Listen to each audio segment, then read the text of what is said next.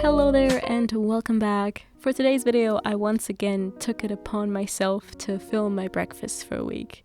Big thank you also to Squarespace for supporting the following meal ideas.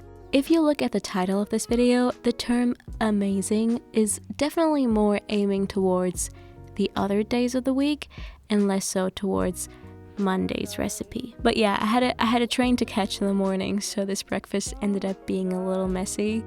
So we've got an English muffin here, spread with hummus and topped with half an avocado, plus some leftover black beans I had to eat to prevent them from going bad in the fridge, sliced raw zucchini for whatever reason, pickles and sriracha. Very hard to eat, but still quite yummy. I had also taken with me a pumpkin chocolate chip muffin. I still have some of those in the freezer. They are so good. Recipe is gonna be linked down below. I was in such a rush because I was about to go on the most wholesome of adventures. I went with my friends Ati and Georgina and we went to Berlin-Spreewald, which is an adorable, quite touristy area about an hour south of Berlin, with like a bunch of greenery and canals and pickles.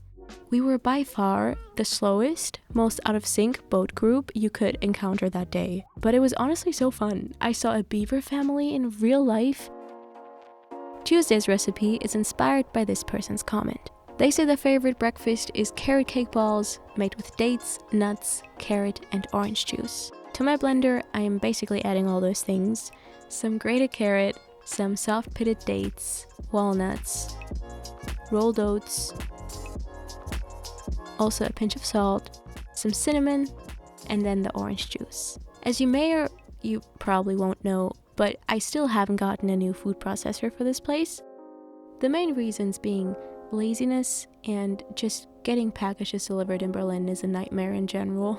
So I was just a little nervous to use the big blender here, but it actually turned out pretty well. I was surprised. These are so yummy, but I wondered what they would be like as a muesli. So instead of rolling the rest of the mix into balls, I simply just had this with some berries and soy milk. It was pretty good.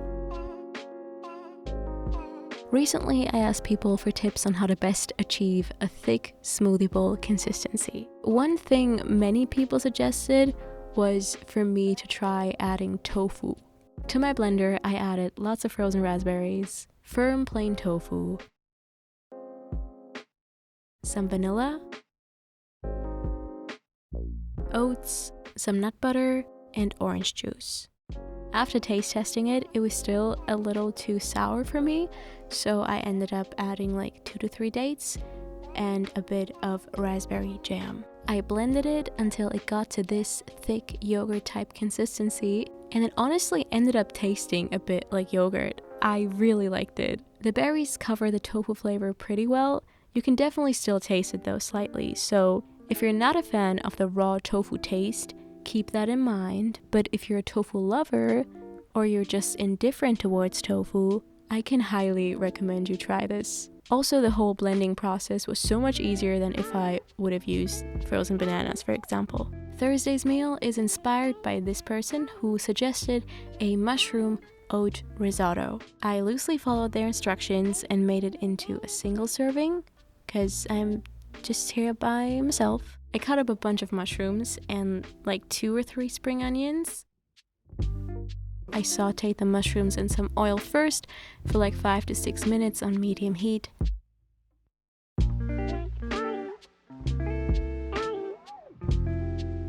Then I added the onions, letting everything cook for another 3 to 5 minutes. After that, I added some small cut oats, as well as like a teaspoon of vegan butter. I mixed in the butter first, then poured in some vegetable broth, let that come up to a boil, and let it simmer for like 6 to 8 minutes. While that was going on, I also added some semi-ground flax seeds, some nutritional yeast, and then towards the end, like a handful or 2 of baby spinach. Oh, also a teaspoon of white wine vinegar.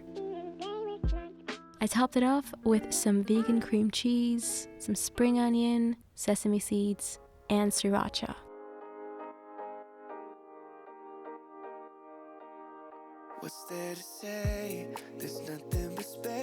So Friday's breakfast was quite an exciting one. You might have already seen me make this sort of bechamel type vegan cheese sauce for multiple recipes, like for this potato bake or this pizza, but I was thinking, what if I made a version for grilled cheese? So to a small saucepan, add a tablespoon of cold vegan butter, bring this up to medium-high, let it melt. Once it's sizzling, add 1 tablespoon of cornstarch and mix it in quickly until there's no clumps left. Then add some unsweetened non-dairy milk. I'd suggest soy or oat here. Let this simmer on medium heat for 3 to 4 minutes until it thickens up like this. Also add turmeric for the color, a tiny bit of white wine vinegar, as well as 1 to 2 handfuls of vegan cheese that has the capacity to melt.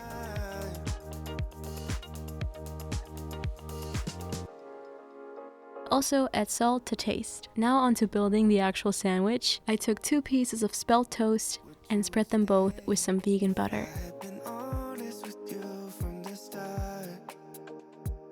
I added 1 piece buttered side down to a non-stick skillet, then about 2 to 3 tablespoons of that mix, and then the other half of bread, making sure the buttered side is facing the ceiling this time. Bring the heat to medium-high.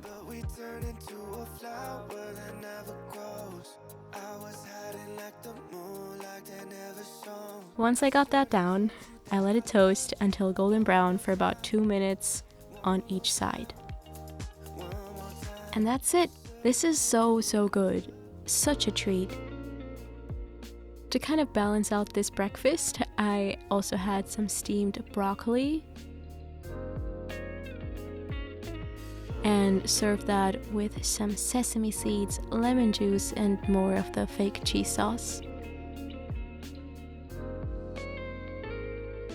On Saturday, I made pumpkin pancakes. I had some leftover pumpkin puree in the freezer from when I baked those pumpkin muffins. I simply just followed my original pancake recipe, but instead of the applesauce I would normally add, I used pumpkin puree and then also added some extra cinnamon.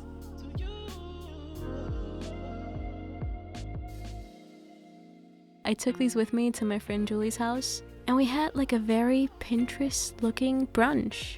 Julie had prepared some iced matcha, fancy avocado toast, also this bowl of chocolate chia pudding that we sprinkled with roasted desiccated coconut.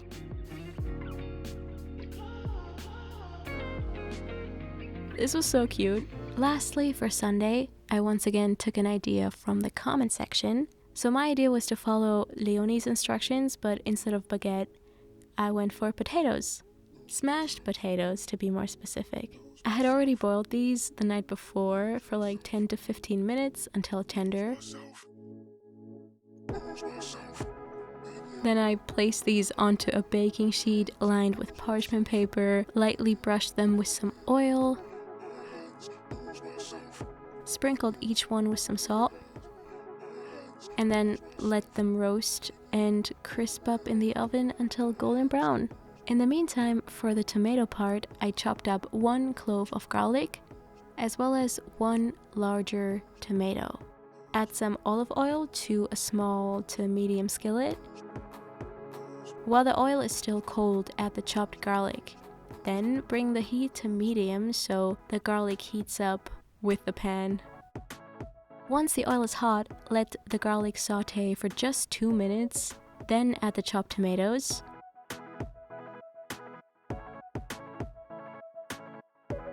And let everything simmer for like 5-ish minutes until the liquid has mostly evaporated. And then assemble. Right, there's also some mashed avocado in this.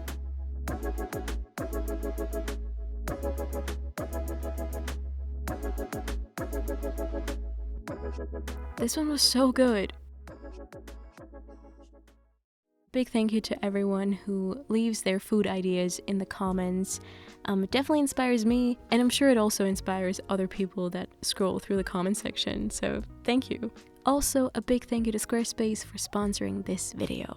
If you've never heard of Squarespace before, let me tell you a little bit about them. They're an all-in-one platform made for anyone who wants to create their own website, their own food blog, online store, whatever it may be. It looked really cool with one of Squarespace's professionally designed templates. Not only their designs have won awards, but their 24-hour customer service has as well. They provide you with marketing tools and analytics, which is pretty essential for any successful business out there. And everything you create on your website belongs to you and only you. Check out squarespace.com/MinaRome and get 10% off with the offer code MinaRome. Until next time, bye! I was like 16, baby, when you called me up, just a little extreme.